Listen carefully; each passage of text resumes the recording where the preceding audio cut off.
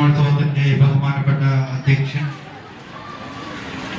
ബഹുമാനപ്പെട്ട PTA president, ചടങ്ങിന് സ്വാഗതം ആശംസിച്ച ബഹുമാനപ്പെട്ട പ്രധാന അധ്യാപകൻ വിജയകൃഷ്ണൻ മാഷ്, ചടങ്ങിൽ പങ്കെടുത്തുകൊണ്ടിരിക്കുന്ന ബഹുമാന്യായ PTA vice president Shobhika, mother PTA president Shrimati Chitra, ബഹുമാനപ്പെട്ട സ്റ്റാഫ് സെക്രട്ടറി കൃഷ്ണൻകുട്ടി മാഷ്, ചടങ്ങിന് പദ്ധതി വീക്ഷണി നടത്താൻ വേണ്ടി ഇവിടെ എത്തിച്ചേരാൻ വേണ്ടി പോകുന്ന PRCയുടെ ട്രെയിനർ ഡോക്ടർ ജഷി ടീച്ചർ, ചടങ്ങിന് നന്ദി അറിയിക്കുന്ന ഹിബത്തുള്ള മാഷ്, മറ്റ് പ്രിയപ്പെട്ട അധ്യാപിക സുഹൃത്തുക്കളെ, ഏറ്റവും സ്നേഹം നിറഞ്ഞ രക്ഷിതാക്കളെ, വിദ്യാർത്ഥിനികളെ, ഇവിടെ മാഷ് തുടക്കത്തിൽ തന്നെ ഒരു കാര്യം പറയുകയുണ്ടായി, കുട്ടികൾ അച്ചടക്കം പാലിക്കണമെന്ന്.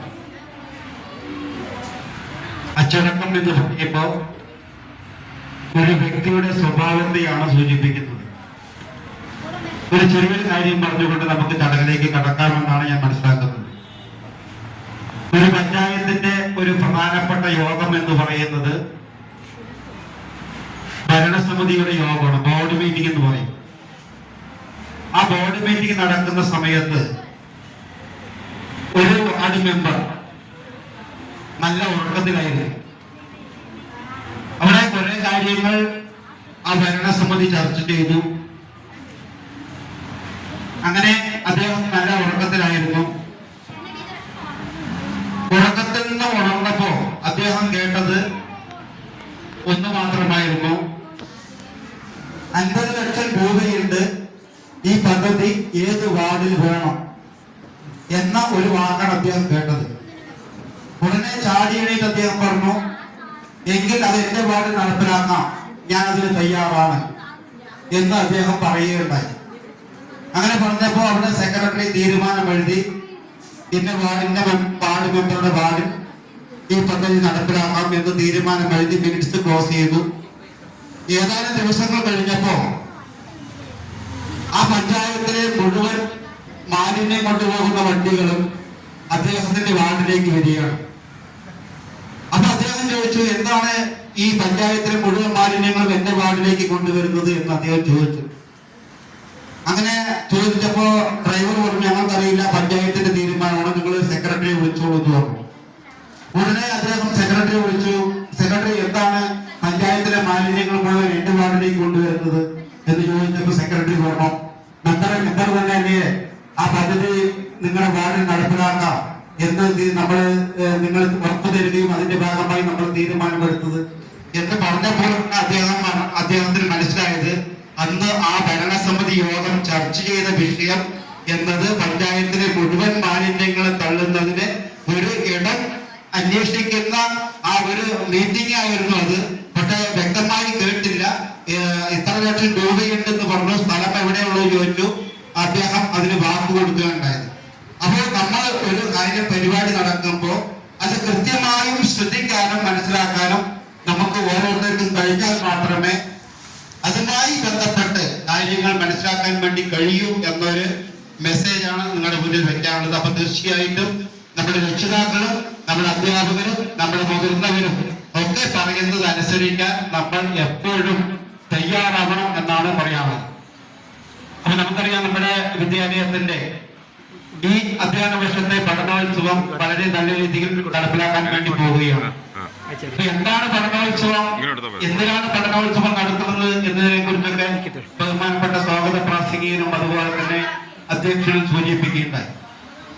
പഠനം എന്ന് പറയുന്നത് കേവലം അക്ഷരങ്ങൾ പഠിക്കുക എന്ന് മാത്രമല്ല, അതോടൊപ്പം തന്നെ നമ്മുടെ എല്ലാ കഴിവുകളെയും പ്രകടിപ്പിക്കാൻ കിട്ടുന്ന അല്ലെങ്കിൽ കഴിയുന്ന ഒരു അവസരമായിട്ടാണ് നമ്മൾ പഠനത്തെ ഉപയോഗപ്പെടുത്തുന്നത്. അത് തന്നെയാണ് വിദ്യാഭ്യാസ വകുപ്പും ഇപ്പോ നടപ്പിലാക്കിക്കൊണ്ടിരിക്കുന്നത്. ഒരു കുട്ടിയുടെ കഴിവിനെ കണ്ടെത്തുക, അതിന് ആവശ്യമായ അവസരങ്ങൾ ഒരുക്കി കൊടുക്കുക, അവരെ ആ മേഖലയിൽ മുന്നോട്ട് നയിക്കാനുള്ള എല്ലാ സൗകര്യങ്ങളും ഏർപ്പെടുത്തി കൊടുക്കുന്ന സ്ഥാപനങ്ങളെ നമ്മുടെ നാട്ടിലെ പൊതുവിദ്യാലയങ്ങൾ മാറും എന്നതാണ് യാഥാർത്ഥ്യം.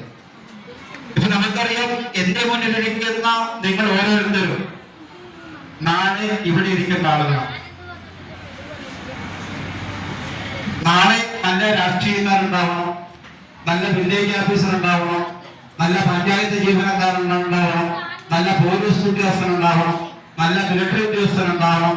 അങ്ങനെ വിവിധ മേഖലയിൽ എത്തിപ്പെടേണ്ട ആളുകളാണ് എന്റെ മുന്നിലിരിക്കുന്ന നിങ്ങൾ ഓരോരുത്തരും. അപ്പൊ നമുക്ക് എന്ത് വേണം? നമുക്ക് ആദ്യം ആവേണ്ടത് ഇതൊക്കെ നിങ്ങൾ ഭാവിയിലാകുമെങ്കിലും നമ്മൾ നല്ലൊരു മനുഷ്യനാവാൻ തയ്യാറാവണം. ഇപ്പൊ നമുക്കറിയാം, നമ്മുടെ സമൂഹത്തിൽ നിരവധി മേഖലകളിൽ പ്രവർത്തിക്കുന്ന ജീവനക്കാർ, അതിൽ ബഹുഭൂരിപക്ഷം ആളുകളും സമൂഹത്തോട് കടപ്പാടുള്ള ആളുകളായി നമുക്ക് കാണാൻ വേണ്ടി കഴിയുന്നുണ്ടെങ്കിലും ചുരുക്കം ചില ആളുകളെ സമൂഹത്തിൽ കടപ്പാടില്ലാത്ത ആളുകൾ, സമൂഹത്തോട് ഒരു പ്രതിബദ്ധതയും ഇല്ലാത്ത ആളുകളായിട്ട് നമുക്ക് കാണാൻ വേണ്ടി കഴിയും. അപ്പോൾ പഠനം എന്നതുകൊണ്ട് ഉദ്ദേശിക്കുന്നത് കേവലം അക്ഷരങ്ങൾ പഠിക്കുക, പരീക്ഷകൾ വിജയിക്കുക, നല്ല ജോലി വാങ്ങിക്കുക എന്ന് മാത്രമല്ല. പൊതുവിദ്യാഭ്യാസത്തിന്റെ ഏറ്റവും കാതലായ ലക്ഷ്യം എന്ന് പറയുന്നത് ഒരു കുട്ടിയെ മനുഷ്യനാക്കുക എന്നതാണ്. അപ്പോൾ നമ്മൾ ഭാവിയിൽ ഉയർന്ന തലത്തിൽ എത്തുമ്പോഴും നമ്മൾ ഒരു മനുഷ്യനായി ജീവിക്കാൻ വേണ്ടി കഴിയണം. അവിടെ എന്താണ് നമ്മൾ മനസ്സിലാക്കേണ്ടത്? നമ്മളെ വളർത്തി വലുതാക്കിയ നമ്മുടെ രക്ഷിതാക്കളെ അനുസരിക്കാൻ, അവരെ സംരക്ഷിക്കാൻ കഴിയുന്ന ഒരു മനോഭാവം ഉണ്ടാകണം.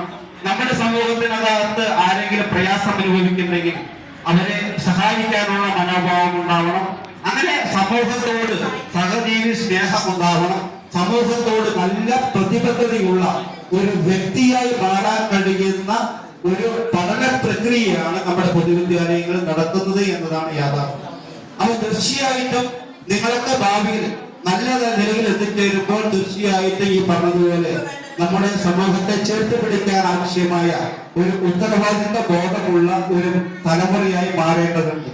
നമുക്കറിയാം, നാം നേരിടുന്ന ഏറ്റവും കാതലായ പ്രശ്നം എന്ന് പറയുന്നത്, ഈ കാലഘട്ടത്തിൽ നമ്മൾക്ക് ഓർമ്മപ്പെടുത്തി പോകേണ്ട ഒരു വിഷയം എന്ന് പറയുന്നത് നമ്മുടെ സമൂഹം നേരിടുന്ന, നമ്മുടെ വിദ്യാർത്ഥി സമൂഹം നേരിടുന്ന, അല്ലെങ്കിൽ നമ്മുടെ വളർന്നു വരുന്ന യുവതല നേരിടുന്ന ഏറ്റവും കാതലായ പ്രശ്നം എന്ന് പറയുന്നത് ഈ പറഞ്ഞതുപോലെ ലഹരിക്ക് അനുഭവപ്പെടുന്ന ഒരു സാഹചര്യം തന്നെയാണ് നമ്മൾ ഇപ്പോൾ നേരിടുന്ന ഏറ്റവും കാതലായ പ്രശ്നം.